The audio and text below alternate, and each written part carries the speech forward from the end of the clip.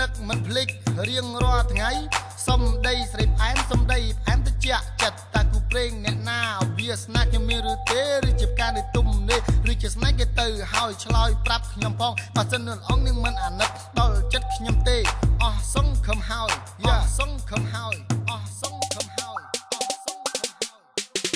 មើលអីក៏មើលយ៉ាងនេះចុះពិសេសថងណាមើលមកយូរតិចច្រឡំតសัตว์ស្វារូបខ្ញុំជាមនុស្សមិនមែនកូទេណាក្មេងរ៉ាប់នៅភូមិពោមានរៀងសង្ហាកើតមកជាតិនេះមិនធ្លាប់មានស្នេហាអ្នករ៉ាប់ដូចខ្ញុំនេះស្រឡាញ់ភ្លេងជាសង្សារឃើញនារីនោះម្នាក់នាងស្អាតអស្ចារ្យមកដឹងតាកូនអ្នកស្រែឬជាកូនអ្នកចំការឃើញនាងស្អាតពេកខ្ញុំក៏លងស្នេហាហើយចង់បាននាងយកមកធ្វើជាសង្សារហើយមិនដឹងធ្វើអាម៉េចខ្ញុំក៏សួរនាងថា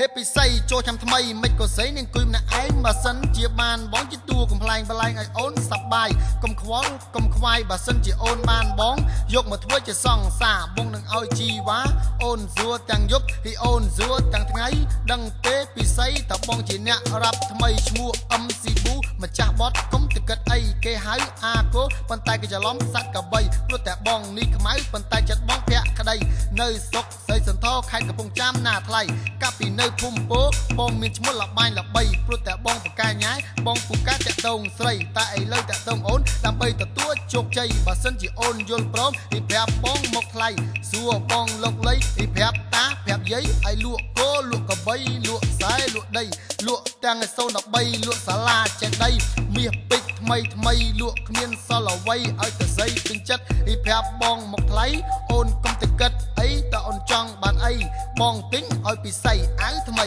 ខោថ្មីទូរស័ព្ទថ្មីភ្លឺផ្លេកចិញ្ចៀនពេជ្រកងដៃដាំពេជ្រពី3បងសង្ប្រាប់ចរណៃមិនកុហកពិសីទូរស័ព្ទបងរាល់ថ្ងៃ12ប៉ែតទេថ្លៃយោ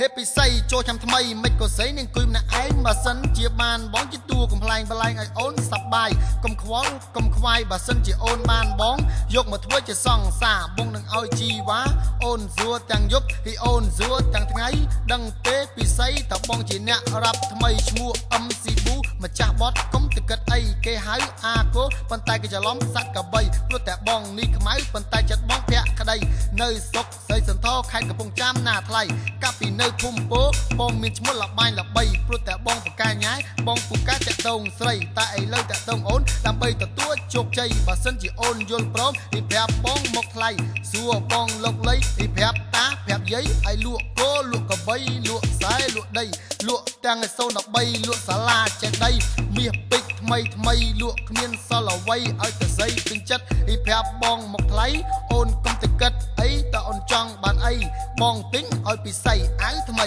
ខោថ្មីទូរស័ព្ទថ្មីភ្លឺផ្លេកចិញ្ចៀនពេជ្រកងដៃដាំពេជ្រពី3បងសង្ប្រាប់ចរណៃមិនកុហកពិសីទូរស័ព្ទបងរាល់ថ្ងៃ12ប៉ែតទេថ្លៃយោ